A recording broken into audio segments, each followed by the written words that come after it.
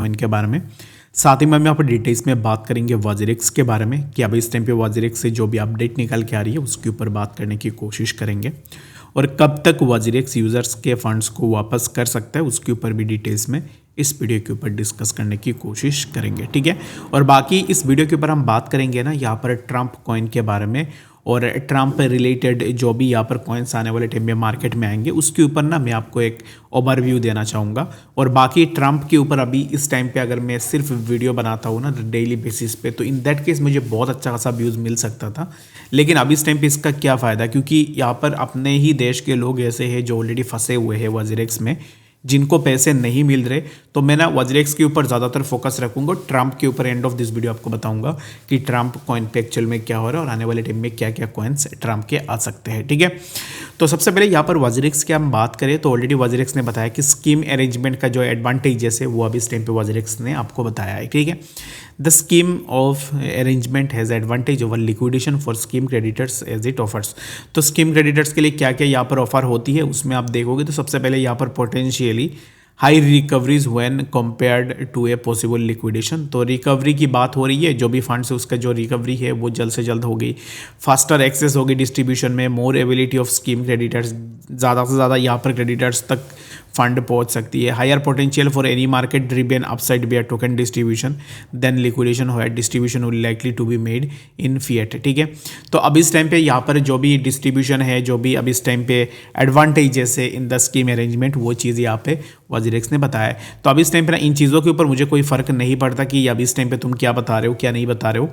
अभी सबसे पहले इंपॉर्टेंट चीज़ यही आती है कि instead of misguiding the users, WazirX क्यों लोगों के पैसे लोगों को वापस नहीं दे देता है, सीधा सीधा जितने भी लोगों के पैसे यहाँ पर फंसे हुए हैं उनको अपने पैसे दे दो, काम ख़त्म कर दो। और एक चीज़ मैंने नोटिस किया है कि Nischal Shetty the CEO of WazirX, sorry CEO तो पहले थे लेकिन जब से हैक हुई है तब से वो अब उनको अभी इस टाइम पे CEO नहीं मानते, वो बोलते हैं कि मैं CEO नहीं हूँ, ठीक है। बाकी जो भी हो, ये क्या कर रहे हैं कि अगर आप उनके ट्विटर में जाके उनको कुछ क्वेश्चन पूछोगे, उनको टैग करोगे, कुछ क्वेश्चन पूछोगे, क्वेश्चन ऐसे पूछोगे ना जो लेजिट क्वेश्चन है, जो पूछनी चाहिए, ऐसे क्वेश्चन अगर आप पूछोगे तो वो बंदा क्या करेगा कि आपको ब्लॉक करके रख देगा। ऐसे ट्विटर में आपको बहुत सारे ऐसे लोग देखने को मिल जाएंगे। मैं बड़े इन्फ्लुएंसर्स की बात नहीं कर रहा हूँ, जो लोग ऐसे हैं ना जो मार्केट में आए हैं वजीरेक्स में, जिनके पैसे फंसे हुए हैं, जो ट्वीट रीट्वीट कर रहे वजीरेक्स हैक होने के बाद, वही लोग हैं जो नए मार्केट में आए हैं ट्विटर में। वो पहले ऐसे नहीं थे इस लाइन पे, लेकिन पहले नए नए आए हैं, लेकिन उन लोगों को भी अभी इस टाइम पे ना निश्चल ब्लॉक करके रख रहा है। पता नहीं इसके पीछे क्या रीज़न है क्यों वो ब्लॉक करके रख रहे। बाकी आप लोग मुझे बताना कि आप में से कोई ऐसा हो क्या जिसको निश्चल ने ब्लॉक करके रखा हुआ है। तो ब्लॉक करके क्या फ़ायदा, अभी यहाँ पर ये काइंड ऑफ एक डिक्टेटरशिप है ना। अगर कोई अपना क्वेश्चन उठा रहा है, अगर आपने कुछ गलत की है, कोई अपना क्वेश्चन कर रहा है, इन दैट केस ये आपकी रिस्पॉन्सिबिलिटी है, उसके आंसर आप प्रोवाइड करो। Instead of giving the answer आप लोगों को डायरेक्टली ब्लॉक कर रहे हो just for the sake of कि लोग कुछ ना बोले, ठीक है। अब जो कर रहे हो वो सही कर रहे हो, और लोग अगर कुछ बोलते हैं तो इन दैट केस तुम्हें मिर्ची लग जाती है, तुम लोगों को ब्लॉक कर दे दो। बाकी गाइस देखो, स्कीम अरेंजमेंट ये सब चीज़ें हैं ना, ये बहुत लंबी चीज़ें हैं, बहुत लंबी प्रोसेस है। और ऐसे प्रोसेसेस में, ऐसे बातों में ना लोगों को अभी इस टाइम पे उनको सिर्फ एक्टिव रखना है, ठीक है। बस उन जितने भी क्रेडिटर्स हैं ना उनको ऐसा लगे कि नहीं पैसे तो 2 दिन के बाद ही मिल जाएंगे, ऐसे अपडेट्स आपको देंगे ताकि आप लोग बिल्कुल भी डिस्टर्ब ना हो और आप लोग को ना एक होप दिए जाए कि पैसे ना बहुत जल्द आ रहा है। लेकिन ये जो चीज़ें हैं ना ये हम देख के आ रहे हैं लास्ट 3 मंथ से सिमिलर चीज़ें हो रही है। पहले रीबैलेंसिंग कैलकुलेटर आई, अब इस टाइम पे ऐसे नाटक ना आपको आने वाले टाइम में भी देखने को मिलेगा। बाकी आप मुझे कमेंट्स में बताना।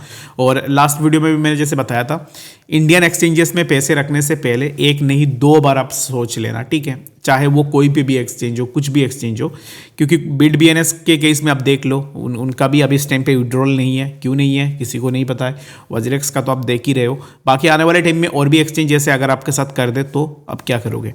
तो मैं किसी को ये नहीं बोलूँगा कि आप इस एक्सचेंज पे पैसे रखो, उस एक्सचेंज के पे पैसे रखो, ये आपके ऊपर डिपेंड करती है। आप अपने अकॉर्डिंग ज़रूर से देखो कि आपको क्या करनी चाहिए। बट एट द एंड ये चीज़ याद में रखना कि जितने भी अभी तक यहाँ पर इंडियन यूजर्स के साथ जितने भी स्कैम्स हुए हैं ना वो इंडियन एक्सचेंजेस में ही हुई है। अगर मैं FTX की बात करूँ, FTX एक बाहर की कंपनी थी, लेकिन FTX का जो CEO है सैम, वो अभी भी जेल में है और लोगों को पैसे भी मिल रहे हैं, ठीक है।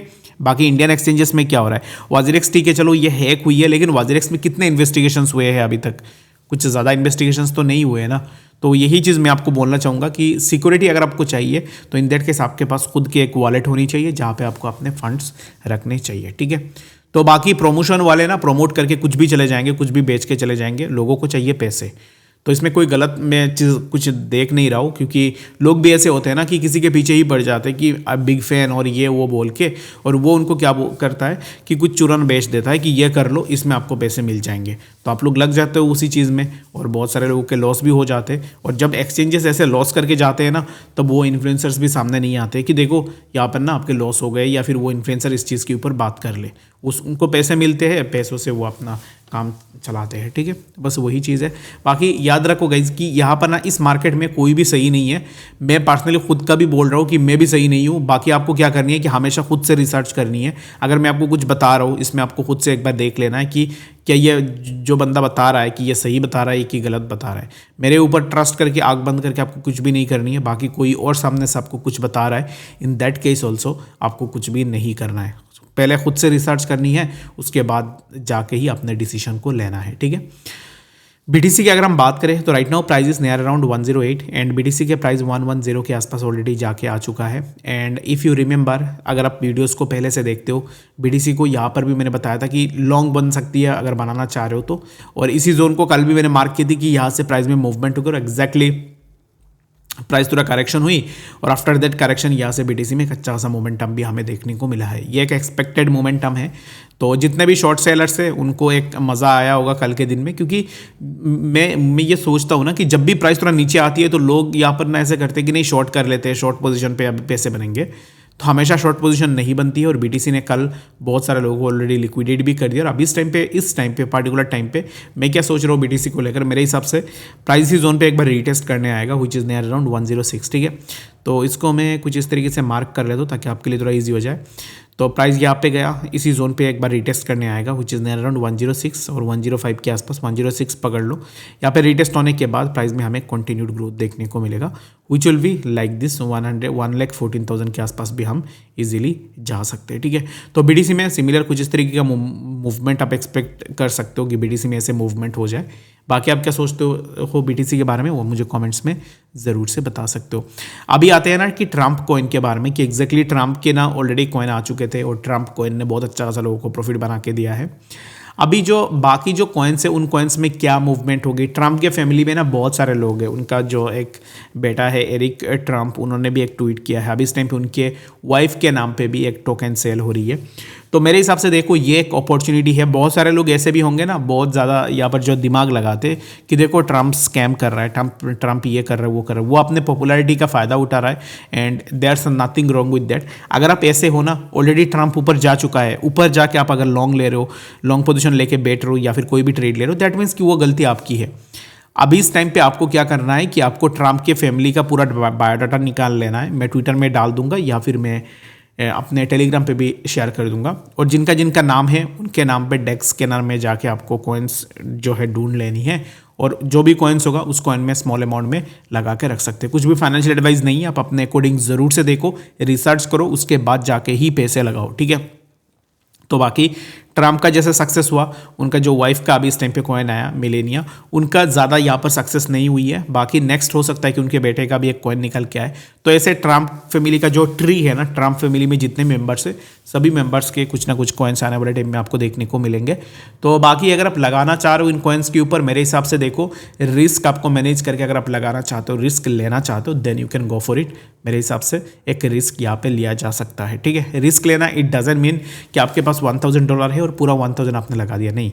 अगर आपके पास $1,000 है उसमें से आपको $50 लगानी है रिस्क में और बाकी $950 आपके पास रहनी चाहिए, ठीक है। तो $50 से अगर कुछ बनती है तो वेल एंड गुड, नहीं बनती है तो फिर आप वहाँ से एग्जिट इजीली कर सकते हो, ठीक है। तो आई होप कि आपको बातें समझ में आई होगी। कुछ भी डाउट या फिर कन्फ्यूजन होगा कमेंट्स में ज़रूर से बताना। मिलते हैं अपडेट्स के साथ, तब तक के लिए गुड बाय।